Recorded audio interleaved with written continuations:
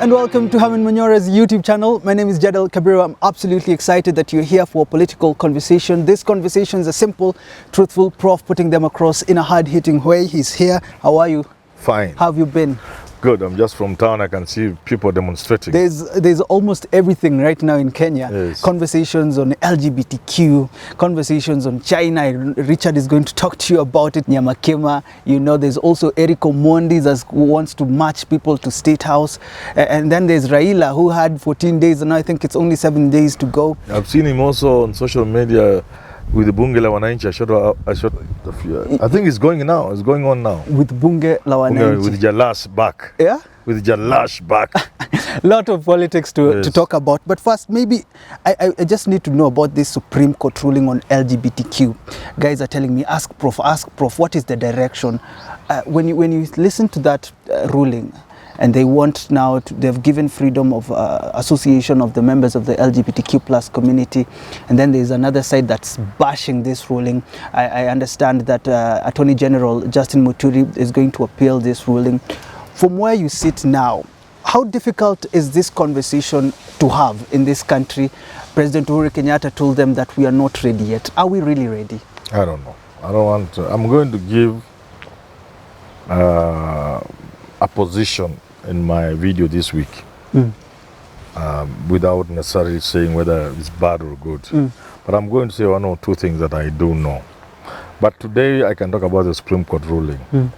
Over time, I've always told the judiciary that the judiciary does not, the courts do not operate in a vacuum.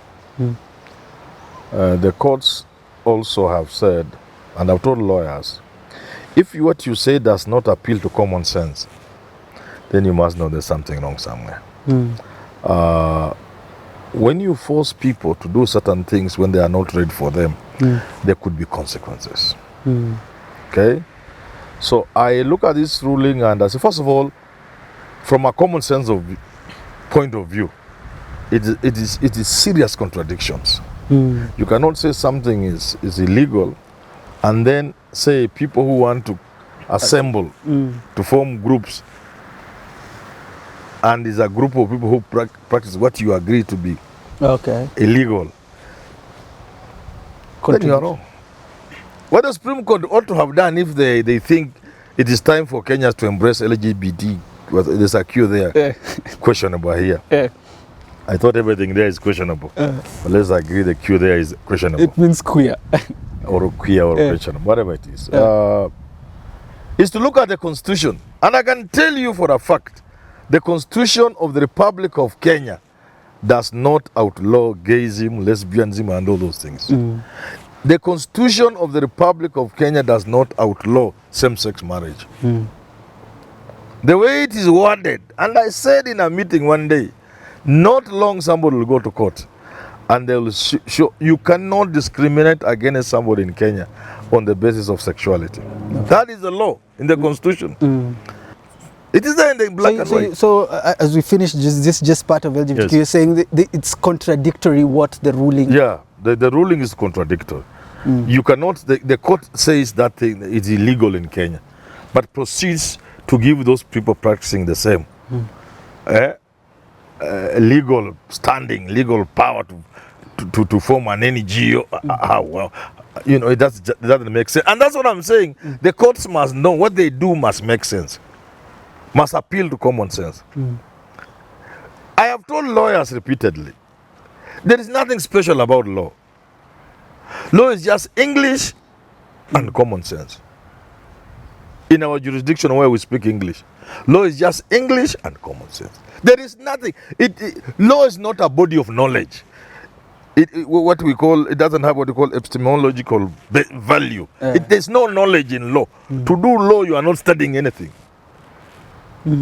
Zero is not there. It's not like somebody studying a body of knowledge. It's just English and common sense. That's why in countries, someone was sending me a text, something on WhatsApp.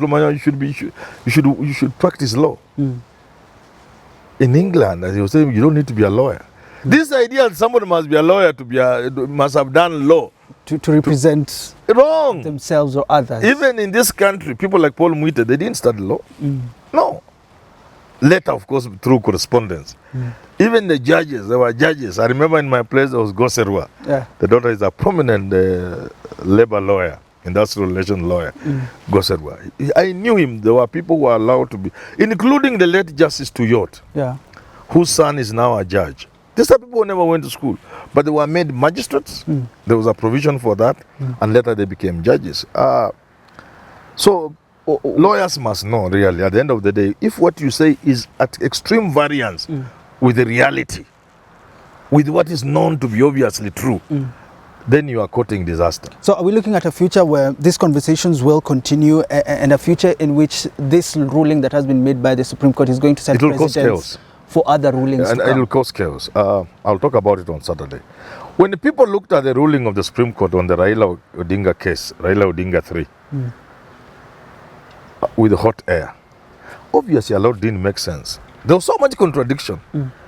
And a court must endeavor not to allow that kind of path to be taken, where there's very clear contradiction. You get it? I get you. Maybe we should continue I now. think our lawyers and our judges, I suggest they need to read a little more. We at Nairobi Review appreciate the support you have given Herman Manyora's YouTube channel. Through your financial support, we've been able to reach millions of Kenyans and produce quality content every single day. It hasn't been easy, and therefore we appreciate you for subscribing, sharing, and watching us every single day. Whether you're a long-term fan or just discovering this YouTube channel, your financial support can make a huge difference. You can M-Pesa us via 0768 074 076 or use till number 964 4543. That is 0768 074 076 or M-Pesa till number 964 4543. We highly appreciate your support. I haven't seen you though since this conversation of sanctions on Raila's travel and the African Union terminating Raila's role as a high representative of infrastructure and development. I haven't seen you since. What's your thought on that first? Because it seems like the Kenya Kwanza administration is rooted and trying so hard to make sure that Raila doesn't have leeway to do what he wants to do, especially going abroad and connecting with other people, and also as they're poaching politicians towards their side. That's the conversation. I think those are signs of a man who is scared. That's why I laugh when Gachagua says, "Mimi ni kijana mau mau," and Ruto says, "Wezi kutisha mimi." They're already scared. Why are they? If they were not scared of Raila, why are they bothered about this AU thing? That he should not be the high representative of infrastructure. Although Raila rubbishes it, says he had actually asked them to go.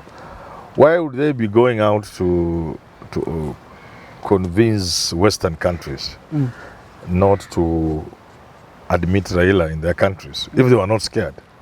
They are simply running scared. This is simple fact. Raila, Ruto and Gachagua are just running scared. But they're the ones that said that dare him to continue with his protests and but then run away, then rush to the Western. If it is true, I must repeat, I don't know that is true. Should it be true that they are the ones behind Raila's AU departure? Should it be true they have asked the West to sanction Raila so that he doesn't travel? Then there's no more evidence than they are scared of him. What should be the next step for Raila now? Because it seems like they're trying to cut off his wings, clip off his wings from now connecting with people abroad. Raila said he doesn't necessarily want to travel, doesn't need to travel. Yes. And then they are poaching politicians on this other side. And then you look at them now saying that they are reducing the cost of living. It's as if now Raila will not have anything to talk about. What should be his step if he really wants to take over government? Raila. You see, I said this before. What Raila has done, he is living in a compound, and a child in his compound, or even himself, has thrown a stone at a snake. And that stone has hit the snake, the tail, and the snake has entered the house. You have to kill it. Yeah? You know, you can live with a snake. People live with snakes without knowing. They are very careful. They hide so well. You never know there's a snake in your house. You're scaring But me. the moment you touch it, you like try to hit it, and it's in the house, you have to look for it. So Raila has gotten to a point where he has hit Ruto somewhere. And if he plays with Ruto, he's the one who will pay. So he has no option but to push this thing to its logical conclusion, always ensuring that we don't have collateral damage. Yes. You just have to push this thing to a point where Ruto says, fine, let's sit down and talk. What do you mean by collateral damage, as you put it? What do you mean by it, to ensure that there is no collateral Normally, damage? if you are not careful with mass action, there will be looting, that's damage, because that is somebody's lifetime saving perhaps. There will be injuries to human limb and body. There could be death. There could be unnecessary victims of police bullets, police batons. Police have killed in this country, haven't they killed? Yeah. During riots. Baby Pendo, the rest, Master Mutua, Yeah. Baby Mora, Lady Mora, that girl, Yeah. Mora. And many others have failed the police bullets during riots, during demonstrations. That's what I'm saying, that's collateral damage. But for someone who thinks, Because well, you are heading somewhere you want to correct a wrong, which is a stolen election. But you have to ensure there is minimal injury to the people of this country. could there be any other option other than mass action? Could there be? Because from how you put it, say if it's so dangerous for the country to experience mass action, could there be any other option that Raila could have taken apart from giving the government an You ultimatum? can't. Africans, most leaders get, what power does to you is to make you not see. What power creates is impunity. So people in power rarely see things. So you have to force them to see. It's unfortunate. That's why we have strikes. Because when workers tell their employers obvious things they can't see until people go on strike. When I was in school, the years I was in school, there are not very many. You could tell the headmaster, look, this githeri we are eating is half water mixed with the githeri and one or two isolated beans. Yeah. The other half are weevils with stones. Obvious, and he can see. But he could not hear until he went on strike. So power gets to people's heads. It creates impunity. You become blind. So people are always pushed. So Ruto will also need to be pushed perhaps. Yeah. Because I have said, hii mtihani Ruto ameibiwa hii. This is a leaked exam. Why can't Ruto just pass the exam? This is a leaked exam. But he wants to show his tough, accompanied by a son of Mau Mau. So they are refusing to use the leakage. Then they will fail the exam. The leakage for you is just... There is a leakage is there. This is a simple exam given to Ruto and Gachagua. It has nothing to do with Mau Mau.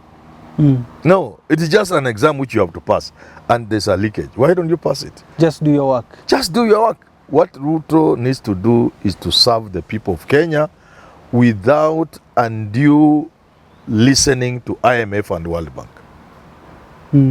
If Ruto chose not to ignore IMF and World Bank, because they have assisted him, I'm sure, just to tell him, no, you are our partners. We will work with you. But one thing I will not do. I will not watch as Kenyans die together with their animals. Should Raila be concerned about the international community as he plans this mass action, and how can he be, is there a possibility of this mass action being controllable to some extent? Because I think this is probably what Kenya Kwanza is banking on. Let him take his mass action, see what he does, and then we'll deal with him at that point. What would the international community do? In fact, Raila should not be concerned about the international community. They have let him down. They have let Kenyans down. Look at what they are doing to us now. The international community is certainly behind most of the suffering we are going through, including GMOs that are being pumped to us very soon. So they are not very good friends. I wouldn't bother about the international. I'm not saying friends, but they're the ones that regulate peace. Which peace? In the they have world. failed. You know, it seems the international community. I know enough history to I tell think you the international community has never helped peace anywhere. In fact, they make it worse. They have destroyed Iraq. They have destroyed Syria. They are responsible for the mess in DRC from the time of Patrice Lumumba. There is nowhere the West has gone to bring peace. They have only taken disaster. When I say international so don't tell me international community I'm thinking can bring about peace. The ICC. And sometimes they keep quiet, like in the case of Rwanda. Whereas if France had intervened, if the UN had intervened, the scale of loss of human life would not have been anywhere, not even 1/100th of what happened. They just closed their eyes and watch Africa wa malizane huko. So forget about international community. So Ruto's gamble now, you say, even if there is ICC, there What are is observers. ICC to Raila? ICC is nothing. What can ICC do to Raila? ICC is about to collapse. This is the time for ICC to collapse. So telling Raila to go head on, don't worry about it. I'm not telling him to go head on. I'm saying it is in the interest of this country if Raila ignores the West. And I want to explain. And because I've told you, you seem not to remember. And Kenyans should also not fail to remember what I've said. If Raila does not offer leadership to the masses of the people who are oppressed and happy and angry and hurting, and they are in their millions, they will be on their own. There will be no country. We are better off if Raila is at the head, managing these masses. So if Raila listened to the West, let me tell you how bad it is. If Raila were to listen to the West and cancel these rallies and do nothing about the ultimatum, I'm afraid the people can act, which is very dangerous for the country. So I would like Raila to ignore the West, keep his troops in order, and if there is demonstration, they are peaceful. Finally, what do you read about Eric Omondi's now move, also wanting to march to State House too, after he was arrested, telling people to come with their CVs? What do you think about that? It's just the season of madness. We live in a country that is at war with itself. We are at war everywhere. Kidogo na wa China, kidogo we are sending our own defense forces. Instead of defending us, we are going to harass our own people in North Rift. We are at war. Raila is fighting Ruto. Ruto is fighting Raila. We are just a country at war, and therefore, when a country is going through a season of madness, a lot of these things will happen. But let me tell you finally, when the history of this country is written, those reading it will be wondering, are you telling me the people of Kenya could not see where they were heading? That's how history is always. People read and wonder, what? You mean Kina Raila, Kina Ruto, they could not see they were plunging the country into disaster? That's what people, with those reading, will be wondering. How? It is so obvious that this country is headed the wrong direction. Today is Eric Omondi. There are going to be a lot of people coming up with all sorts of madness, and you will have no country. Finally, the exam has been leaked. Gachagua should stop talking about Mau Mau. Ruto should stop about wanaona mimi ni nini, mimi si waniwezi. They should sit down and pass this exam, which is do what is good for the people of this country. Yep. And when it comes to politics, sit on a table of brotherhood as Kenyans. It does not show weakness. It just shows you can read the times. You can see where the country is going, and you can avert the chaos that looks inevitable. Thanks so much for tuning in to our political conversation. Until we do talk again, have yourself a lovely rest of your day.